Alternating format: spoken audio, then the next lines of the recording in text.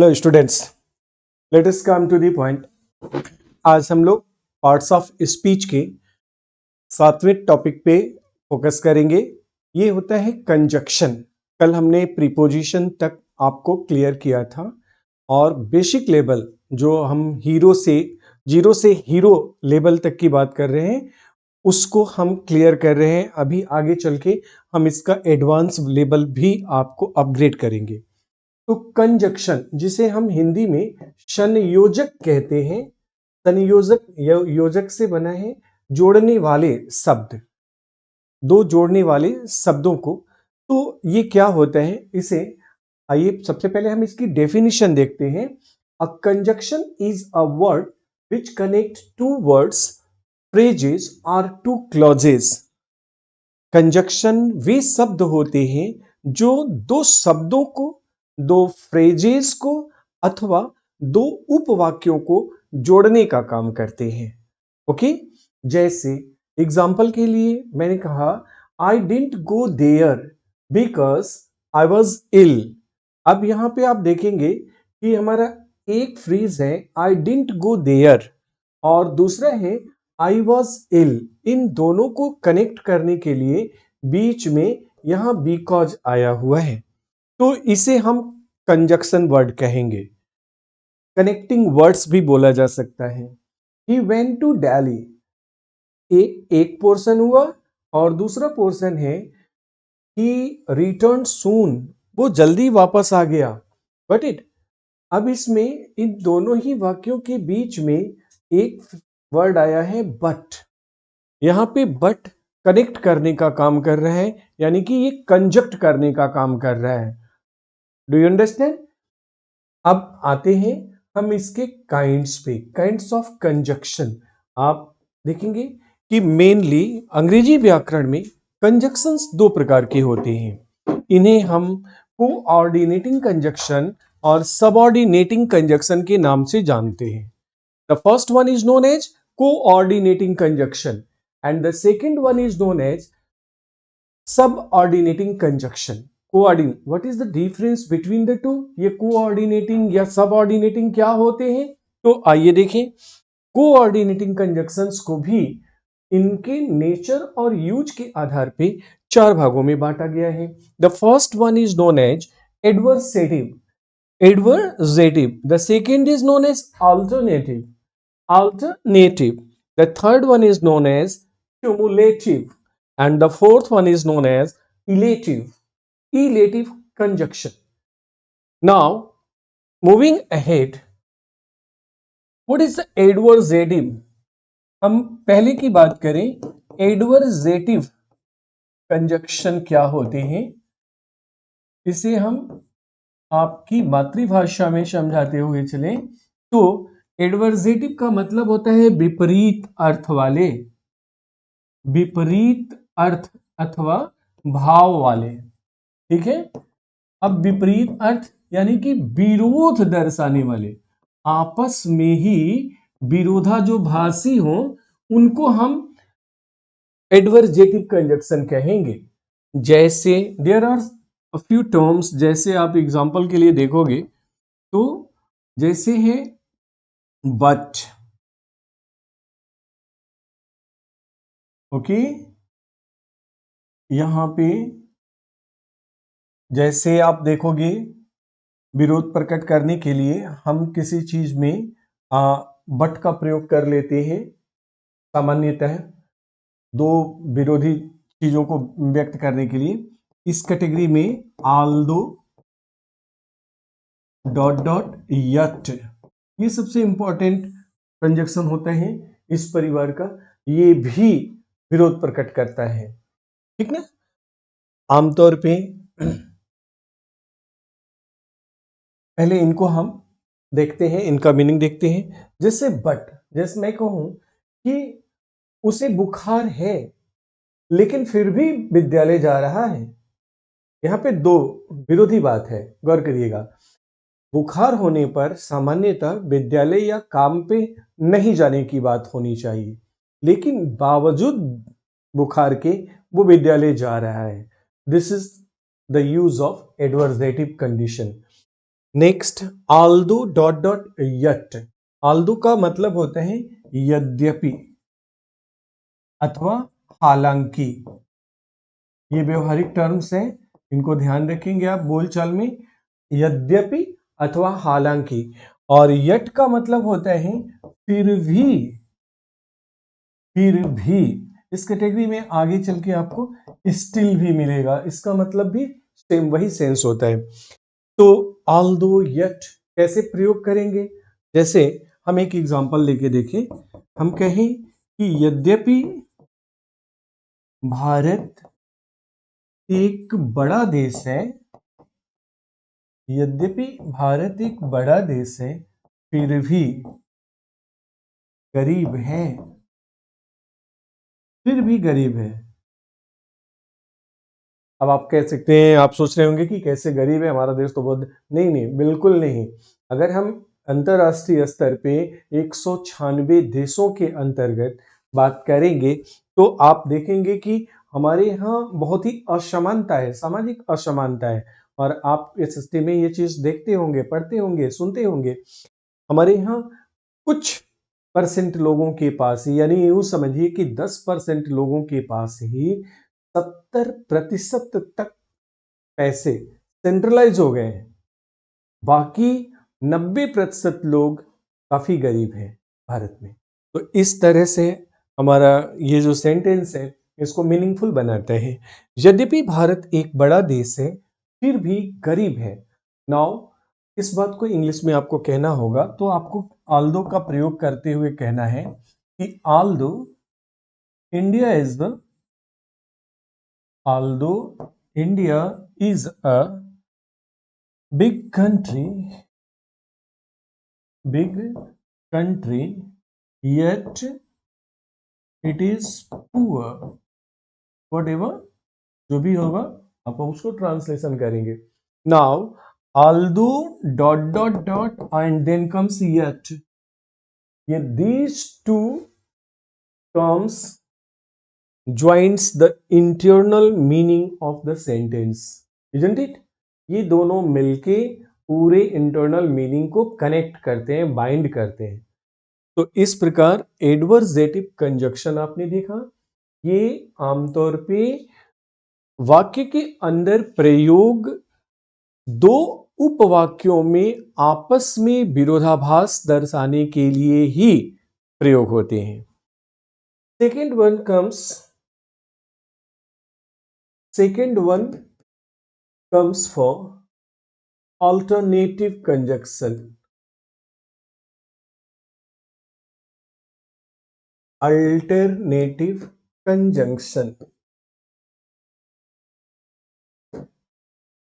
Let us see alternative conjunction. What is alternative conjunction भैया?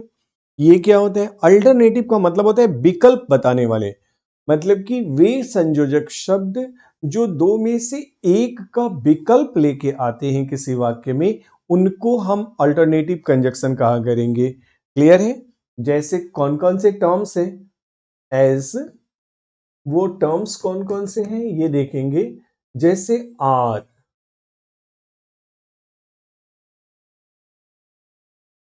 Either dot dot or, nor और neither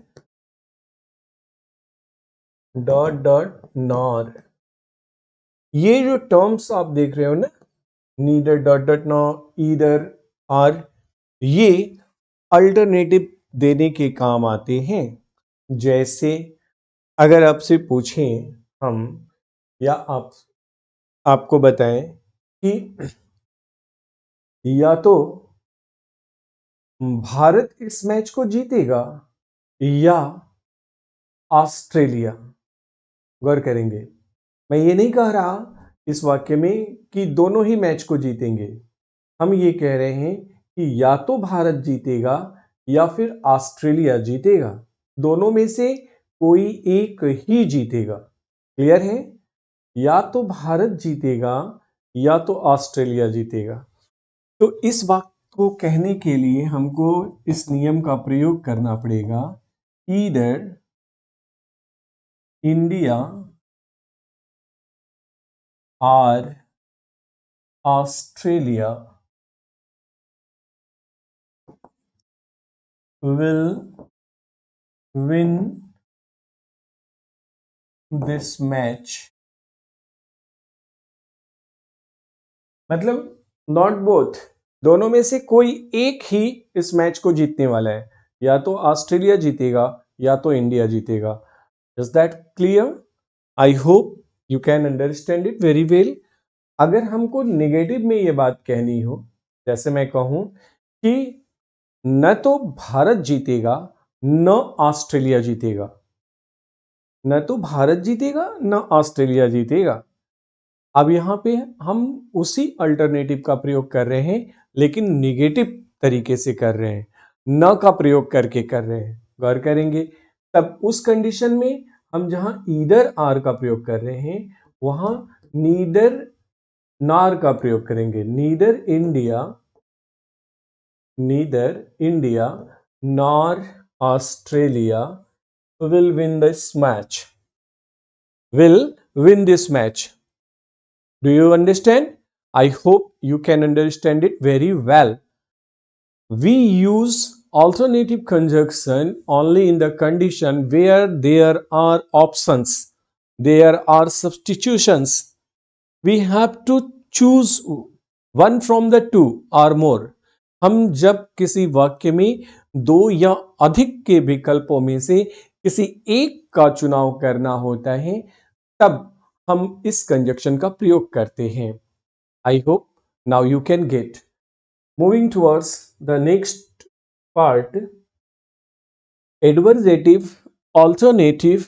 इसके बाद आता है तीसरा conjunction, coordinate conjunction, cumulative conjunction. Cumulative conjunction से मतलब हमारा क्या होता है स्टूडेंट्स? जो कनेक्ट करते हैं, specially talking about those connecting words. गौर करेंगे, कनेक्टिंग वर्ड्स जो किसी वाक्य के दो फ्रेजेस को अथवा दो क्लॉजेस को क्यूमुलेट कर देते हैं. जो इसकी बेसिक परिभाषा में हमने देखा था, इस कैटेगरी में जो शब्द आते हैं उनमें होता है एंड, ये कनेक्ट करने का काम करता है. इसके अलावा एज वेल एज, देखिए, as well as, with, together with,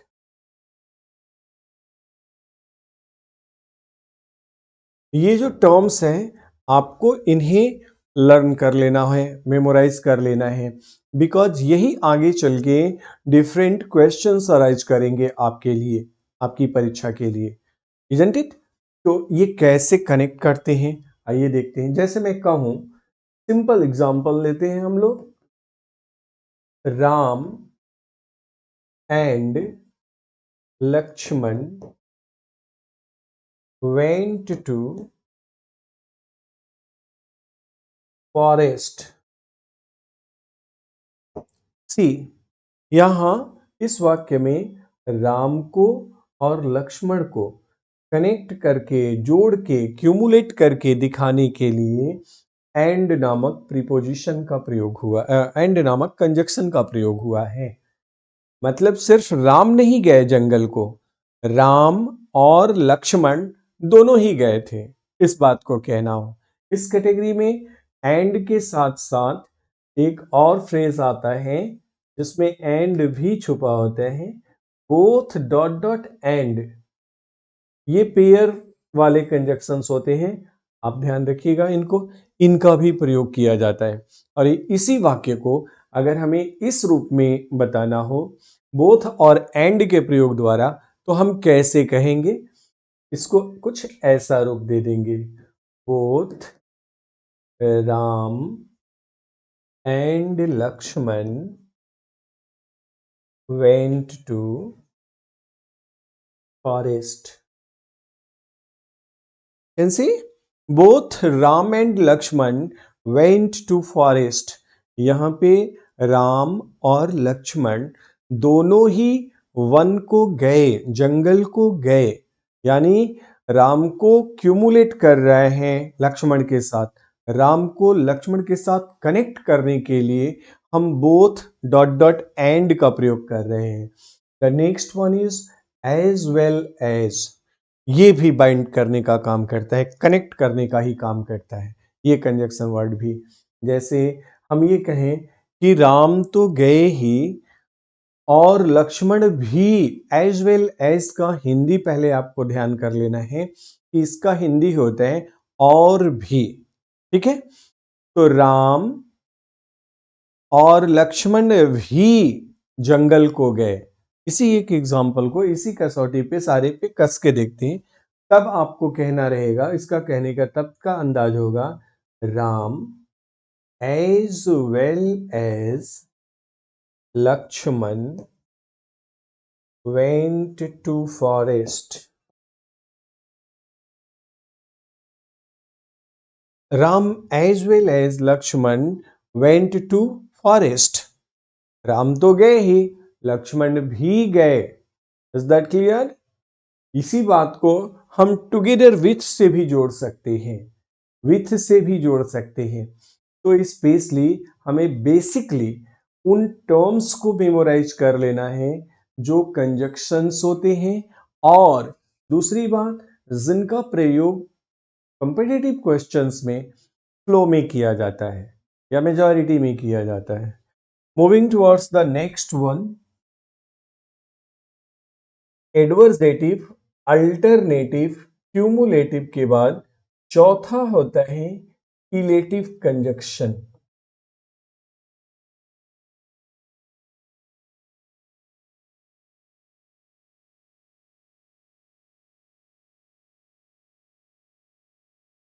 illative मतलब होता है परिणाम सूचक। संयोजक, कंजक्शन का मतलब होता है संयोजक। तो आप देख सकते हो इलेटिव यानी परिणाम सूचक कंजक्शन। क्या होते हैं परिणाम सूचक कंजक्शन? जो कंजक्शंस वाक्य में एक क्रिया का दूसरे हिस्से में आए हुए भाव पर परिणाम दर्शाते हैं, उनको मतलब रिजल्ट शो करते हैं, उनको हम इलेटिव कंजक्शन कहते हैं। जैसे हम बात करें इस कैटेगरी में आते हैं सो, बिकॉज। मेनली ये जो दो टर्म्स हैं इनको ध्यान रखिएगा। सो मतलब होता है इसलिए, बिकॉज माने होता है क्योंकि, और भी आता है इसमें, ये भी कारण बताता है किसी क्रिया का, कॉज फैक्टर को शो करता है। ठीक, सो इसलिए, जैसे मैं कल घर लेट पहुंचा इसलिए मेरी मां नाराज है, ये बात कहना हो। मैं घर लेट पहुंचा इसलिए मेरी मां, तो मेरी मां के नाराज होने का कारण क्या हुआ? मेरा घर लेट पहुंचना। Is that clear? तो इस बात को हमको कहना हो कि माय मदर, या sorry, I reached home very late, मैं बहुत देर से पहुंचा। So I reached home very late, so my mother is angry. So my mother is angry. You can notice. तो I reached home very late. So my mother, इस वाक्य में आप ये देख सकते हो कि यहाँ पे हमने कंजक्शन so, जो एक कारण बता रहे हैं, इसको दर्शाया है। कंजक्शन so का प्रयोग किया है इस रूप में। Got it? अब इसी तरह से बिकॉज मतलब होता है क्योंकि। जैसे मैं कहूं कि मैंने हिंदी बोलना छोड़ दिया क्योंकि आधुनिक समय में अंग्रेजी की डिमांड अधिक थी। तो मेरे द्वारा हिंदी बोलना छोड़ने के पीछे कारण क्या रहा? अंग्रेजी का डिमांड होना। तो अब इस बात को कहना हो कि now I don't speak Hindi anymore because English is in demand। कर करेंगे I don't speak Hindi anymore because English is demand और English is demanding और in demand। तो अब यहाँ पे आप ये ध्यान देंगे कि because the term because has been used as a cumulative conjunction, ये relative conjunction, क्योंकि ये क्रिया का कारण अथवा परिणाम बताने वाले कंजक्शन होते हैं, चाहे वो शो हो चाहे बिकॉज हो। तो इस प्रकार आपने कंजक्शन का पहला पार्ट देखा। यहाँ पे अब आते हैं हम कंजक्शन के दूसरे पार्ट पे। इसको बोलते हैं सबऑर्डिनेट कंजक्शन और सबऑर्डिनेटिंग कंजक्शन।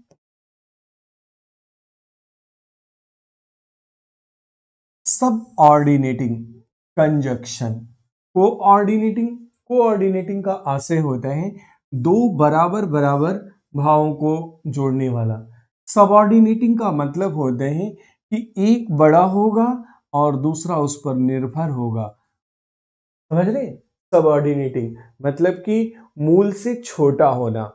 जैसे हम किसी ऑफिस में जॉब करते हैं तो वहां दो प्रकार के लोग हमको मिलेंगे बेसिकली। पहला, एक हमारे साथ काम करने वाले एम्प्लॉइज होते हैं, उनको हम कोऑर्डिनेट्स कहते हैं, बोलचाल की भाषा में उन्हें हम कोऑर्डिनेट्स कहते हैं। और दूसरा, जो हमारे ऑर्डर्स और इंस्ट्रक्शंस को फॉलो करने के लिए विवश होते हैं, उन्हें हम, या हमसे छोटे पद पे जो होते हैं, उन्हें हम क्या बोलते हैं? सबऑर्डिनेट्स। एक तीसरा भी कैटेगरी होता है, वो हमारे से ऊपर जो अथॉरिटी होती है, जिन्हें हम बॉस कहते हैं या रूलिंग अथॉरिटी होती है, वो तीसरी कैटेगरी होती है। लेकिन यहाँ पे हम बात कर रहे हैं सबऑर्डिनेटिंग कंजक्शंस की, जो आश्रित संयोजक होते हैं, यानी कि अर्थ के लिए दूसरे हिस्से पर निर्भर करने वाले कंजक्शंस होते हैं। इसमें, इन कंजक्शंस में हम सिंपली कई कैटेगरी पाते हैं। इसमें पहला टाइम शोइंग कंजक्शन होंगे, गौर करना आप, टाइम शोइंग होंगे। तो कुछ प्लेस शोइंग होंगे, कुछ रीजन शोइंग होंगे, कारण बताने वाले होंगे, कुछ पर्पज शोइंग होंगे,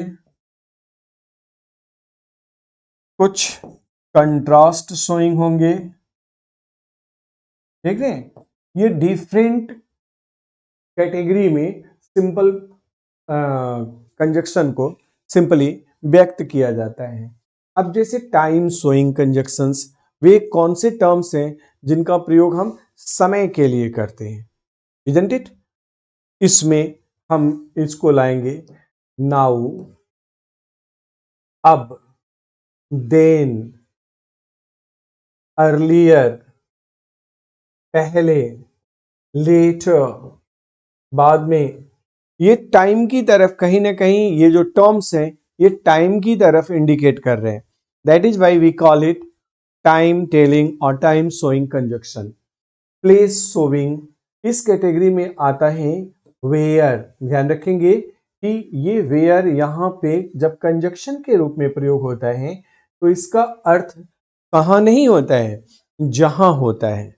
जहां, वेयर मतलब जहां। दूसरा कैटेगरी होता है इसमें वेयर एवर। वेयर एवर इसमें वेयर एवर, जहां कहीं भी, जहां कहीं भी, जैसे मैं जहां कहीं भी जाता हूं लोग मुझे सम्मान देते हैं, ये बात कहना हो आपको, जहां कहीं भी, तो आप कैसे कहेंगे? वेयर एवर से इसको कनेक्ट करेंगे। People respect me, people response me, या people adore me wherever I go. मैं, हाँ, मेरे पिता जहां कहीं भी जाते हैं लोग उनसे हिंदी में बात करते हैं।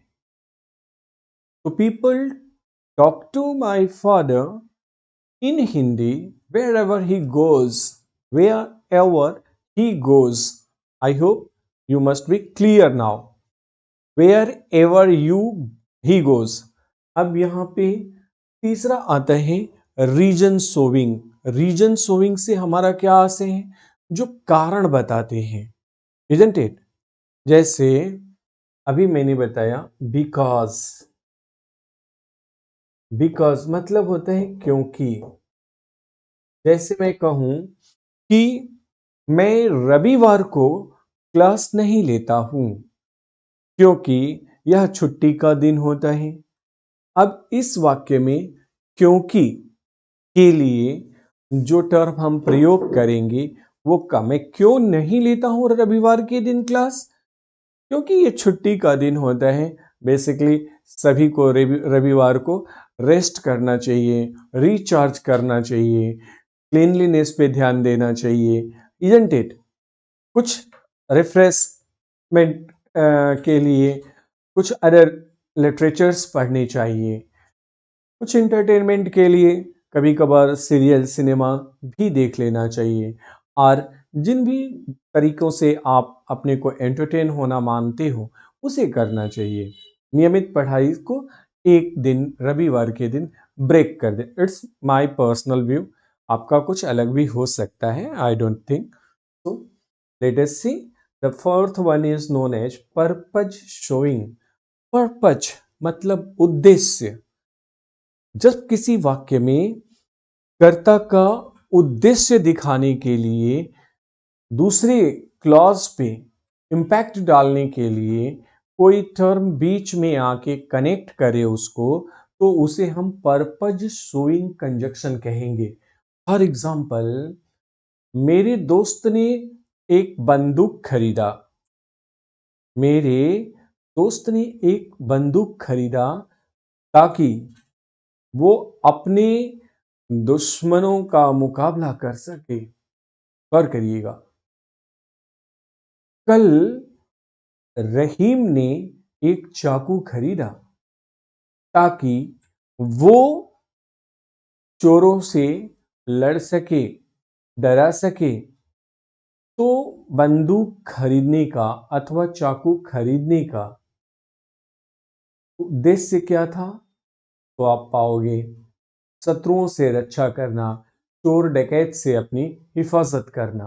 तो इस प्रकार जो किसी वाक्य में पर्पज दिखाते हैं, ऐसे उपवाक्यों को हम कनेक्ट करने के लिए जिन टर्म्स का प्रयोग करते हैं उन्हें ही हम पर्पज शोइंग कंजक्शन कहेंगे। इस कैटेगरी में एक टर्म आता है शो दैट। शो दैट का मतलब हुआ ताकि। जैसे उसने बंदूक खरीदा ताकि वो अपने शत्रुओं का मुकाबला कर सके, तो आप कहेंगे he bought a gun so that का मतलब यहां ताकि। Got it? तो he bought a gun so that he may face his enemies, he may face his foes, वो अपने शत्रुओं का मुकाबला कर सके। लास्ट में आता है कंट्रास्ट। कंजक्शन का ये एक जो विरोध या विपरीतता दिखाता है, जो टर्म विरोधी भावों को दिखाएंगे उनको हम कंट्रास्ट कहते हैं। तो इस प्रकार आप देखेंगे कि conjunctions are very important points or topics for raising questions or from competitive point of view.